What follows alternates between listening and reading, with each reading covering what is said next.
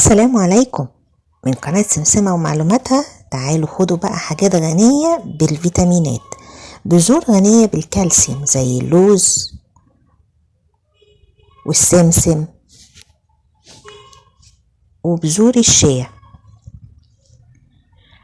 بذور غنية بالحديد زي بذور اليقطين، الكاجو، الفستق والصنوبر.